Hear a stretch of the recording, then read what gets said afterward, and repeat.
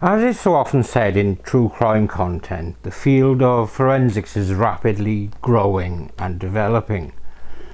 So often you hear the phrase, the DNA technology was not available at that time. And all of us on the side of justice and due process applaud the foresight of investigators who have preserved biological evidence in the hope that one day it can help provide answers. Today's case, although tragic as all murders are, celebrates how forensics can be pivotal in building a strong case against a defendant. So with all that said, let's travel to the fabulous Yorkshire city of Leeds and its surrounding area to look at the year 2000 disappearance of Leanne Tiernan. This is Murder of Crows.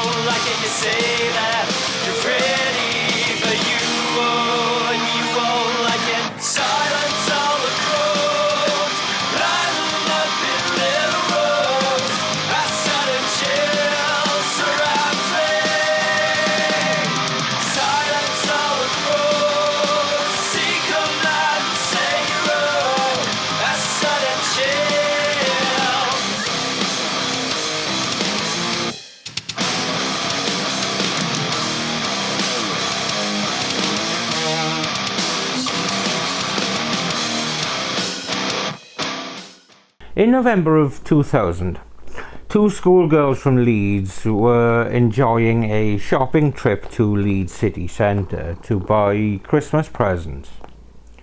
16-year-old Leanne Tiernan and 15-year-old Sarah Whitehouse were taking a break from studying for their forthcoming GCSEs and enjoying an afternoon in each other's company among the Christmas shoppers in the city. The girls caught a bus back to nearby Bramley, and after walking a little way, the friends parted ways at Huffley Lane at around 4:50 p.m.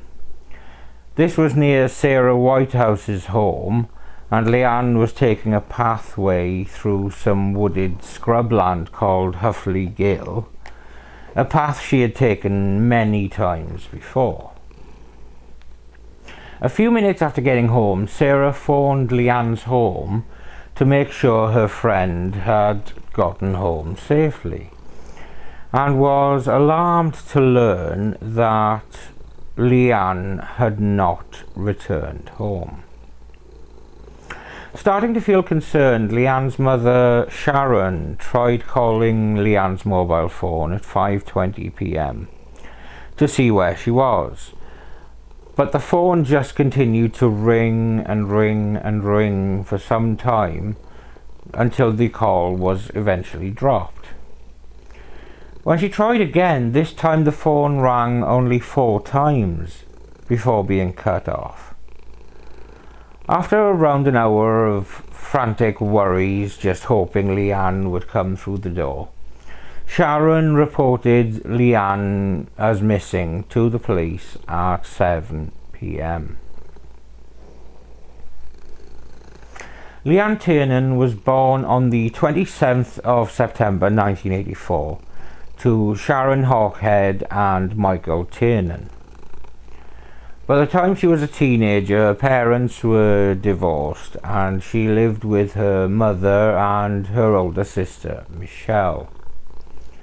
She loved chocolate, but, in fairness, what's not to love? Well, except dark chocolate, which is evil, and only barely acceptable on after 8. And she attended West Leeds High School. She was a much loved young lady with her whole life ahead of her when she vanished at Huffley Gill, less than a mile from her home on November the 26th, 2000. Police immediately took the missing person report very seriously, and it sparked one of the largest search efforts in West Yorkshire Police's history. Over 200 officers and hundreds of volunteers were involved in a search that included looking through around 1,750 buildings, underwater searches of 32 drainage wells, the draining of a 2-mile section of a canal, and the halting of household waste collections.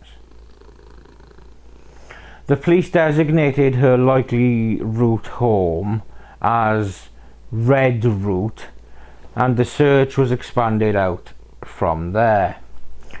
More than 1,400 house-to-house inquiries were conducted, and 800 houses along her likely route home were searched, along with 800 sheds, garages and outbuildings, and around 150 commercial premises within a half-mile radius of Huffley Gill. There was a multi-agency approach with British Waterways, Yorkshire Water, the Ministry of Defence, British Transport Police, Calder Valley Specialist Search and Rescue Team, and even Interpol, all playing a part in the search efforts in the aftermath of her disappearance. But there was still no sign of Leanne. On the 3rd of December 2000, a reconstruction with Sarah Whitehouse and Leanne's sister Michelle reenacting the movements of the two girls on the 26th of November. A local businessman donated £10,000 to be used as a reward as the community rallied around to support the family and do all they could to help. Supermarket chain Iceland even circulated Leanne's picture on their milk cartons. But ultimately all of these efforts came up empty. By this point the police were almost certain that Leanne Tiernan had been abducted. They took the decision to release an e-fit of a dog walker seen in the Huffley Gill area around the last time Leanne had been seen. It depicted a stocky man around 5'8" with a round face with a reddish appearance. He was wearing a black hat, dirty jeans and a waterproof jacket. But despite the pleas and appeals from police and from Leanne's desperate family, there was still no progress in locating the teenager. So as days turned to weeks and weeks turned to months, hope ebbed away. And even though police efforts did not waver, when reports came through of a body found by a dog walker who was named Mark Bisson, not that you asked me for that level of detail, but hey ho, at Lindley Woods on the 20th of August 2021, everyone feared the worst. Fingerprints were used to identify the body as Leanne Tiernan on 22nd of August. Fingerprints? How can there be fingerprints after nearly a year since her disappearance, I hear you asking? Well, be patient, dear viewer. I won't leave you hanging for too long. By coincidence, the body was found just 100 yards from where another body, that of Yvonne Fitt, had been buried in 1992. And her murder remains unsolved to this day. In terms of details of the deposition, Leanne's body was wrapped in 9 green plastic bags that were secured with twine, and then further wrapped in a floral duvet cover. Her head was wrapped in a black plastic bag that had been secured with a dog collar. Cable ties were used to bind her hands, and a cable tie had additionally been used to strangle her, and this had been covered by a scarf. The cable ties were found to be of 2 types, yellow and black. Her hair was still in the same ponytail as when she disappeared. Her coat and boots were missing and have never been found. In light of the lack of the apparent decomposition expected had she, as investigators imagined, been killed shortly after her disappearance, led to the theory that the body may have been in some sort of cold storage for some or all of the time following her murder.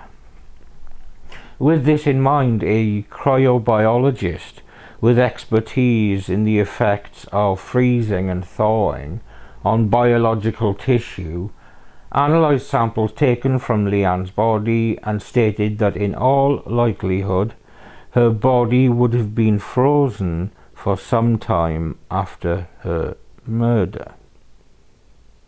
Now you may wonder why I've been so detailed in describing how Leanne's body was found. The reasoning is that I want to include details that will become critical evidence when we look at how forensics were able to turn these findings into valuable, compelling evidence to be used if a suspect could be found. So before we looked at this incredible forensics, we need to look at someone whose name was put forward several times and was very quickly looked at as a person of interest. A 45-year-old parcel force delivery driver called John Taylor. Now, John Taylor lived on the same estate as Leanne Tiernan, and he was known locally as the Pet Man, as he had several dogs and he also kept ferrets. He was considered inoffensive and ordinary, and he was also widely known as a poacher who would frequent the numerous woods in the West Yorkshire area looking for game. His name was put forward to the police separately by 2 former girlfriends, one of whom remembered Taylor talking of frequently poaching in Lindley Woods, where Leanne's body had been found. After his name was suggested, it was when they delved into Taylor's life they found a sinister side to the unassuming man. He was a frequent user of Lonely Hearts services, and when they spoke to women he met and developed relationships with, they discovered a man with sexual fetishes for being in control and for frequently using cable ties in his sex games. In particular, he liked to put cable ties on both wrists of a woman and then attach them with a third cable tie. And this is exactly how Leanne's body was found to be bound. Previous girlfriends spoke of Taylor keeping a supply of black cable ties in a drawer next to his bed. Even without forensic findings, Taylor was already a strong suspect. But now let's see what the forensic services were able to add to the developing stack of evidence. As I mentioned, Leanne's head was placed in a bag that had been secured with a dog collar. Analysis of the collar discovered that the manufacturer was based in Nottingham, who in turn supplied over 200 wholesalers. Police graft saw them contacting every one of them, and the 112th contacted was a mail order company in Liverpool, who had 3 sales in the West Yorkshire area, one of whom was Taylor, who was already by this time a person of interest. Analysis of the scarf that had been tied around Leanne's neck saw a hair being found within the knot that had been tied. Standard DNA testing of the root of the hair was unable to produce a profile. But scientists also tried the alternative approach of using mitochondrial DNA from the shaft of the hair, which was able to provide a profile that was later matched to Taylor.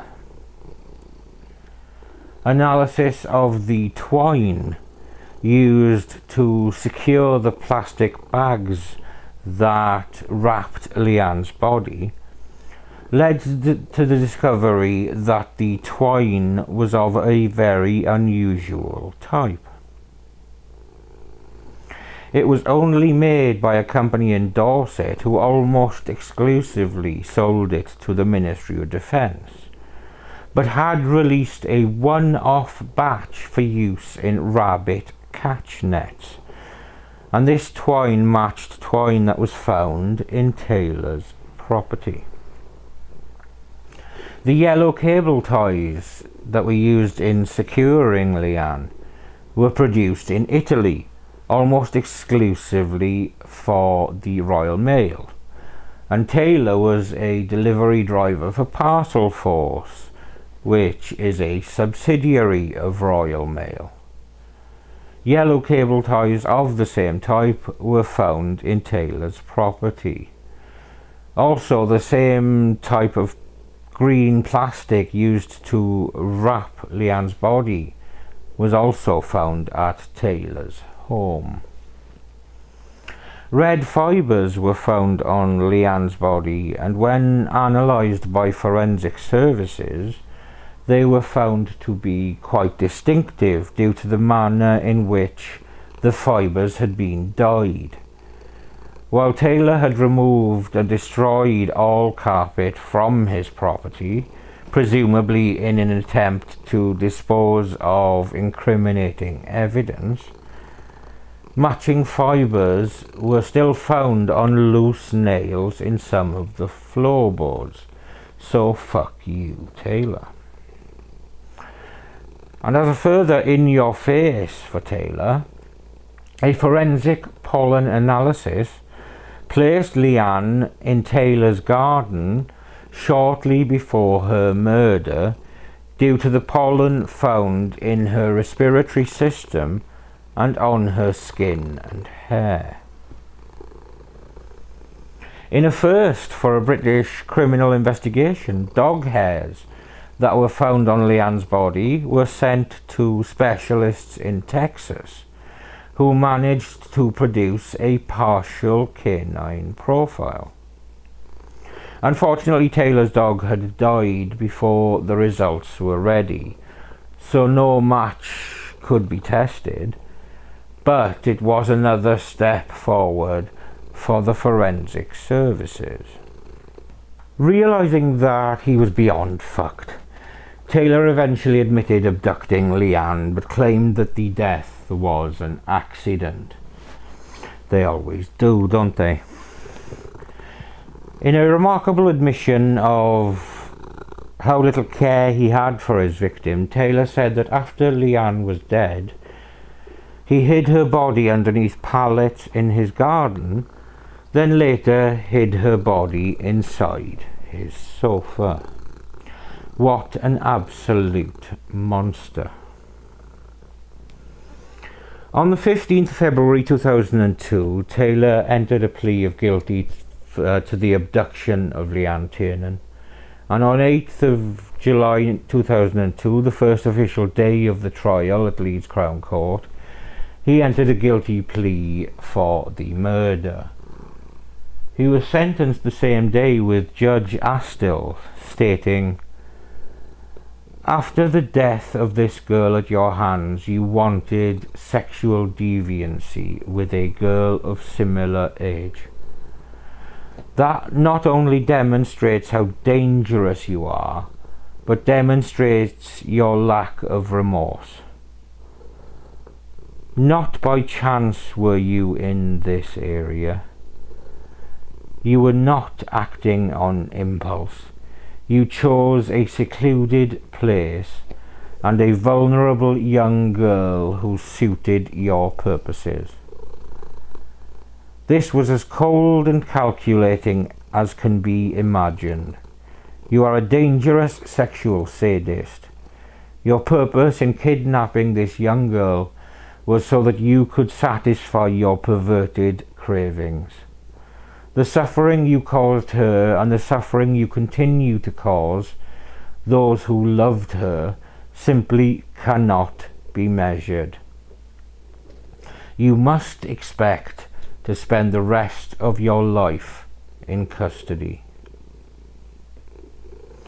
He was sentenced to a minimum of 20 years, but this was later increased to 30 years on the 19th of December 2006 by the High Court of Justice.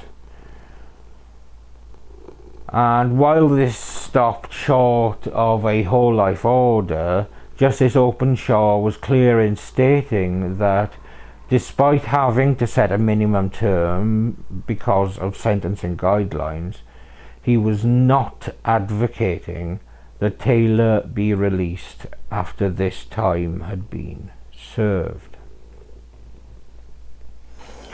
Now, anyone concerned over the possibility that this fucknugget ever be released into society need not have worried.